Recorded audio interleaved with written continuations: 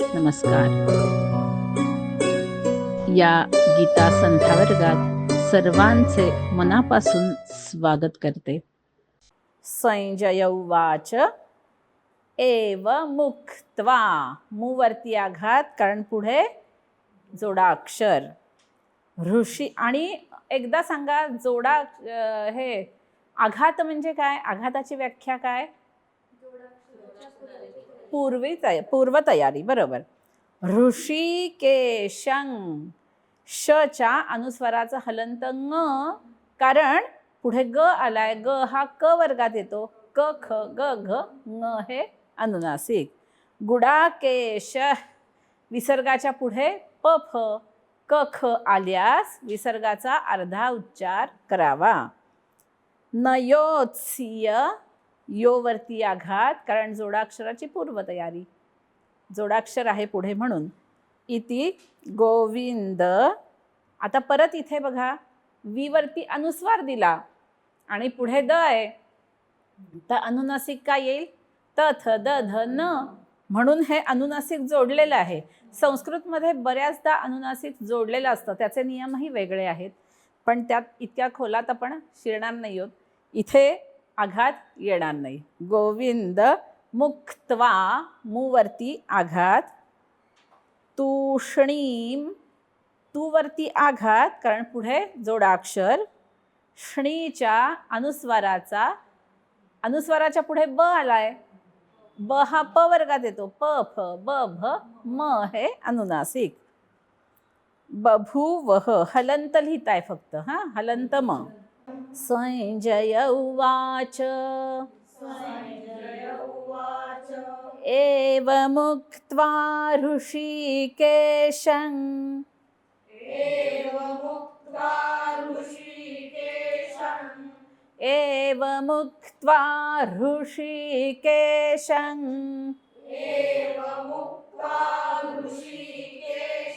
म्हणा.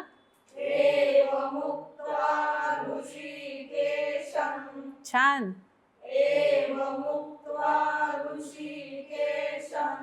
परत एकदा. गुडाकेश परंतप,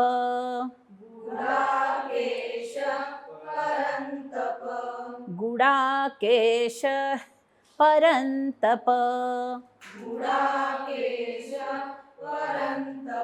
छान म्हणा. गुडाकेश परंतप.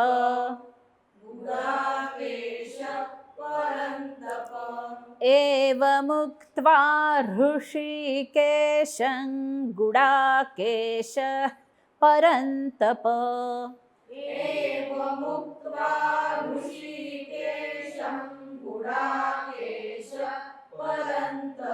बघा, विसर्गाचा जेव्हा आपण उच्चार करणार आहोत की नाही, तेव्हा विसर्ग सोडायचा आहे. हळूच श्वास घेता येतो आपल्याला, न कळत कुणाच्याही. मी पण घेते बघा. एव मुक्त्वा ऋषिकेशं गुडाकेश परंतप. म्हणा.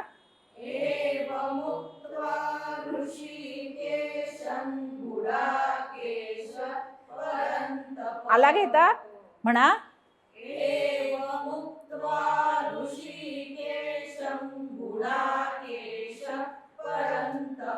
छान म्हणा.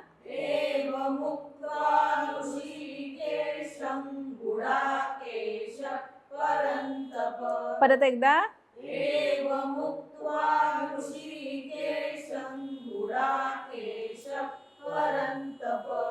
नयोत्स्य इति गोविंद मुक्त्वा तूष्णीं बभूवः.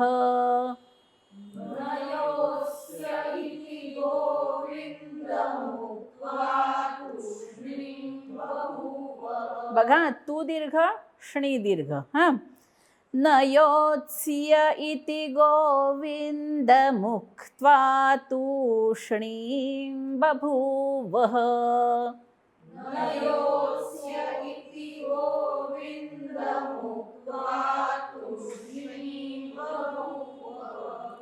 तूष्णीं बभूवः. बघा तूष्णीं केलं तर तू ऱ्हस्व, श्णी ऱ्हस्व आला. तूष्णीं बभूवः.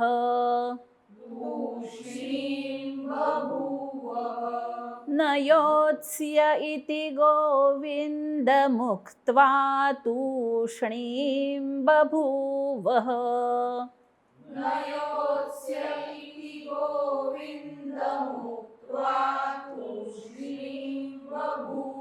सुंदर म्हणा.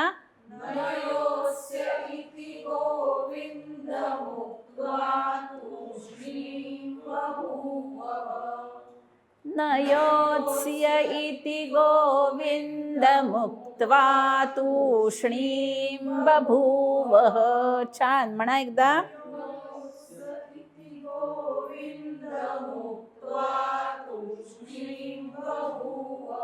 आता हा सोपा आहे श्लोक. म्हणणार पूर्ण संजय उवाच पासून म्हणा. 1 2 3.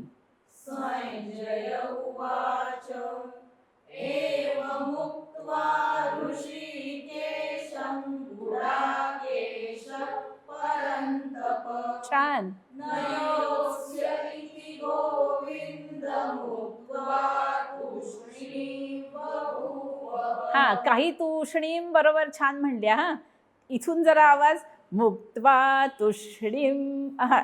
मुक्त्वा तूष्णीं बभूवः. म्हणा बरं एकदा. मुक्त्वा तूष्णीं बभूवः. छान. पूर्ण श्लोक. एवमुक्त्वा ऋषिकेशं गुडाकेश परन्तप.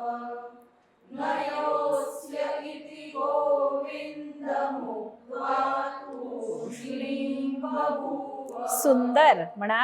एवमुक्त्वा ऋषिकेशं गुडाकेश परन्तप. न योत्स्य इति गोविन्दमुक्त्वा तूष्णीं बभूवः. छान म्हणा. एवमुक्त्वा ऋषिकेशं गुडाकेश परन्तप. नयोस्य इति गोविन्दमुक्त्वा तूष्णीं बभूवः. परत एकदा. एवमुक्त्वा ऋषिकेशं गुडाकेश परन्तप. नयोस्य इति गोविन्दमुक्त्वा तूष्णीं बभूवः. छान. आज आपण जे श्लोक शिकलो आहोत त्याचा अर्थ आपण जाणून घेऊया. 9वा श्लोक. आता हा जो संवाद कृष्ण आणि अर्जुनांचा चाललाय, पुन्हा हे सगळं कथन करतोय संजय धृतराष्ट्राला. त्यामुळे प्लॉट आता बदललाय, सीन बदललाय. रणांगणावरून राजसभेमधला प्रसंग आलाय. संजय उवाच. पुन्हा संजय धृतराष्ट्राला म्हणतोय काय. एवं उक्त्वा ऋषिकेशं गुडाकेशः परन्तपः. नयोत्स्ये इति गोविंदम उक्त्वा तूष्णीं बभूवः. 9वा श्लोक आहे. अन्वय असा आहे. संजयः उवाच. संजय म्हणाला. कुणाला. धृतराष्ट्राला. परन्तपः गुडाकेशः. परंतप अर्जुन.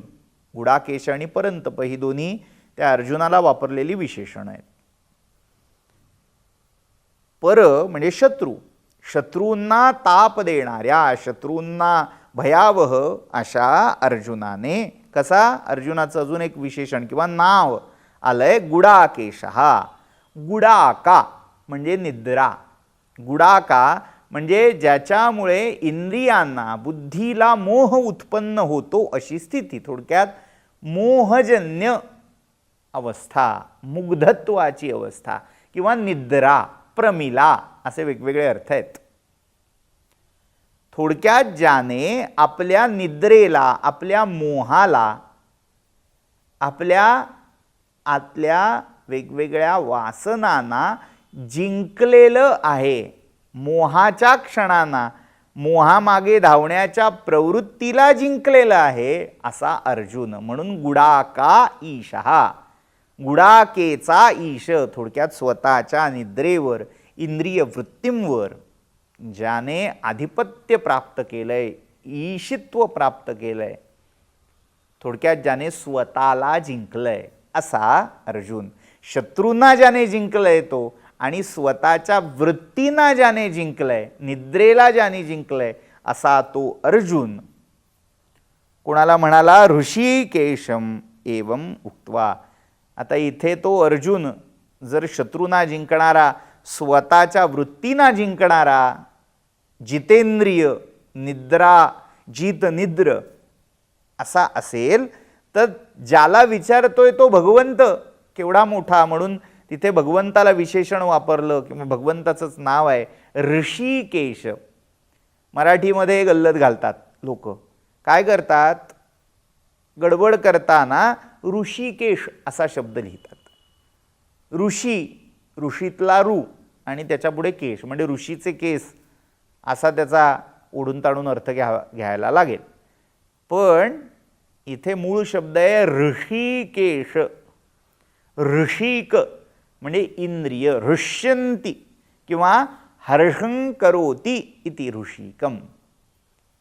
जी हृष्ट होतात, ज्यांना आनंद होतो, ज्यांना अर्थाची प्राप्ती झाल्यावर हर्ष होतो, हृष्यंती, जी प्रहर्षित होतात, अशी कोण? इंद्रिय जी हर्षित होतात आणि जी हर्ष निर्माण करतात अशी इंद्रिय. त्या इंद्रियांचा ईश, आता इंद्रियांचा अधिपती, इंद्रियांचा ईश कोण? आत्मा. तिथे कृष्ण हा आत्मस्वरूप आहे, परमात्म स्वरूप आहे, म्हणून त्याला नाव तिथे योजलंय ऋषिकेश. सगळ्या इंद्रियांचा अधिपती असणारा जो आत्मा तो कृष्ण, तो ऋषिकेश. काय म्हणाला? ऋषिकेशाला, गुडाकेश परंतप म्हणजे अर्जुन काय म्हणाला? नयोत्स्ये, हे ऋषिकेशा मी लढणार नाही, मी आता युद्धच करणार नाही. न योत्स्ये इति एवं उक्त्वा, इति असं म्हणून, उक्त्वा म्हणजे म्हणून काय केलं? तूष्णीं बभूवः. नयोत्स्ये इति गोविंदम उक्त्वा. गोविंद, पुन्हा एक कृष्णाचं दुसरं विशेषण आलं, गोविंद. गोविंद याचे अनेक अर्थ आहेत. गो म्हणजे पृथ्वी, समस्त पृथ्वी ज्याची अंकित आहे, ज्याला अधिगत झालेली आहे. थोडक्यात जो पृथ्वीचा पती आहे, आपण पृथ्वीला विष्णुपत्नी मानतो, त्यामुळे त्याही अर्थी तो भूपती आहे. राजांचा ईश्वर, राजराजेश्वर आहे म्हणूनही तो भूपती आहे. भूमी ज्याच्या ठाई आश्रय करते ती म्हणून तो गोविंद आहे. पुन्हा कृष्णावतारामध्ये गायींचं पालन, गोधनाचं पालन केलेलं आहे. स्वतः कामधेनूने कृष्णाला तू गोविंद आहेस, गायींचा, गोधनाचा स्वामी आहेस म्हणून गोविंद म्हटलंय. किंवा गो म्हणजे इंद्रिय, इंद्रियांचा अधिपती, इंद्रियांचा नियंता, इंद्रियांना आपल्या अधीन ठेवणारा असा आत्मरूप तो गोविंद. हे गोविंदा, हे कृष्णा, मी लढणारच नाही असं म्हणून तो गुडाकेश, तो परंतप तूष्णीं बभूवः, शांत बसला, गप्प झाला. तूष्णी, शांत बसणं. आता काही बोलायचं नाही मला, बस ठरलं, नाही लढणार मी. हे गोविंदा, हे टाकलं धनुष्य, मला नाही लढायचं असं म्हणून तो अर्जुन शांत बसला, शांत झाला. इथे 9वा श्लोक पूर्ण होतो.